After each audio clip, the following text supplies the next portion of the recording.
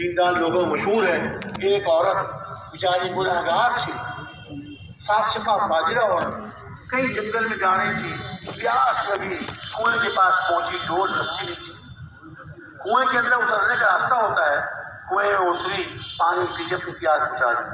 جب کنویں سے باہر نکلی تو دیکھا کہ ایک کتا پیاس سے ہانپ رہا ہے، زبان اس کی باہر نکلی ہوئی ہانپ رہا ہے۔ اس کے دل میں رحم آیا، اللہ کی مخلوق ہے، حالانکہ گنہگار عورت تھی، لیکن اللہ کی مخلوق پہ رحم کھایا اللہ کی رضا کے لیے۔ حدیث میں آتا ہے ارحموا من فی الارض یرحمکم من فی السماء، تم زمین والوں پر رحم کرو، تم زمین والوں پر رحم کھاؤ، آسمان والے تم پر رحم۔ اللہ سے رحم لینا ہو تو اللہ کی مخلوق سے رحم۔ چانچے اب ڈول رسی تھا نہیں، اپنے پیر سے موزہ اتارا، اپنے دوپٹے سے اس کو باندھا، اس چمڑے کے موزے میں پانی نکالا اور اس کتے کو پلایا۔ اب کتا ایک ناپاک مخلوق ہے، کسی برتن میں منہ ڈال دے برتن ناپاک، پانی ناپاک، کسی کے منہ کو کپڑا لگا دے کپڑا ناپاک، لیکن اللہ کی مخلوق، اس مخلوق پر جو کہ مخلوق حرام ہے، جس کا گوشت حرام ہے اور جس کا جھوٹا ناپاک ہے، لیکن اللہ کی رضا کے لیے کہ اللہ کی مخلوق ہے، اپنے موزے میں پانی نکال کر اس کو پلا دیا۔ اللہ نے اس کی نیکی اتنی قبول فرمائی کہ اس کی زندگی بھر کے سارے گناہوں کو معاف کر۔ اب کیا ہے؟ جانوروں کا۔ اور اس کے مقابلے میں دوسری عورت، نیک پارسا عورت، عبادت گزار، گھر میں ایک بلی کو باندھ دیا، کچھ غصہ آیا ہوا، جانور ہے، کہیں دودھ پی لیا، کہیں اور کوئی چیز کھا لی، برتن میں منہ ڈال دیا، کیا کیا؟ بلی کو گھر میں باندھ دیا، کھانے کو کچھ نہیں کیا، بھوک سے تڑپ کے وہ بلی مر گئی۔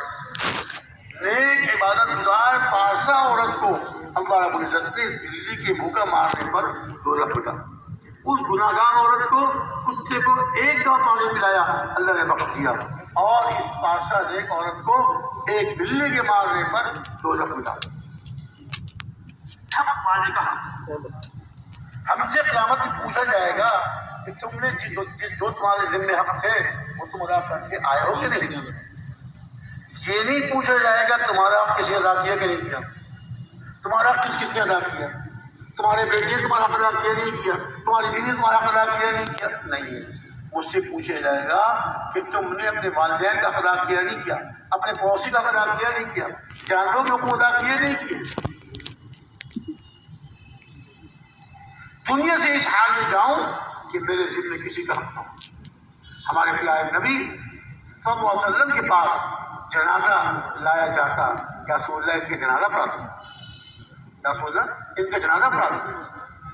صحابہ بہت امید کہ حضور جنازہ پڑھائیں گے، انشاءاللہ حضور کی نماز پڑھانے سے اللہ ان کی مغفرت فرما دیں گے۔ حضور پوچھتے ان کے ذمہ کسی کا حق تو نہیں، کوئی قرض تو نہیں؟ ایسی جنازہ لایا گیا، چند درہم، غالباً 6 درہم کے کتنے تھے ان کے ذمہ قرض تھے۔ عرض کیا کہ ہاں جی اتنے درہم، فرمایا میں جنازہ نہیں پڑھتا، تم پڑھ لو جنازہ۔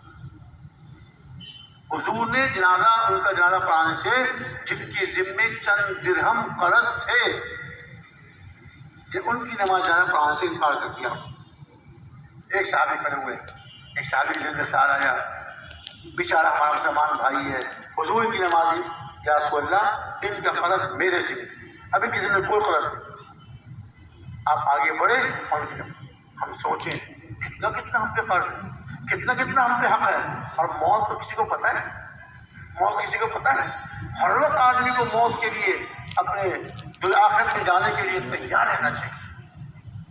میں آپ کو چھوٹی سی بات سناؤں، ہمارے ساتھی نے سنایا، ایک تاجر تھے، دکاندار، ان کے بہت گہرے دوست تھے، وہ کہیں سفر میں حج میں کہاں جانے لگے، جاتے تھے کچھ رقم انہوں نے ایک تھیلی میں اپنے دوست کے بعد رکھوا دی، یار یہ رکھ لو، میں سفر میں جا رہا ہوں، حج میں کہاں جا رہا ہوں، آگے کوئی بات نہیں رکھوا دو، کوئی بات نہیں رکھوا دو، دوست سے آپ کا تعلق تھا، چلے گئے۔ کچھ عرصے کے بعد واپس آئے اور ان سے کہا کہ بھائی وہ میری رقم، ہاں کیوں نہیں، آپ کی رقم میرے پاس امانت ہے، ایسا کیجیے کل آ جائیے گا، ٹھیک ہے چلو کل آ جاؤں گا۔ کل آئے تو وہ اچھا اپنی رقم میں آئے، ایسا کیجیے پرسوں آئے، پہلے دن نہیں دی، دوسرے دن نہیں دی، دوسرے دن کیا 2 دن بعد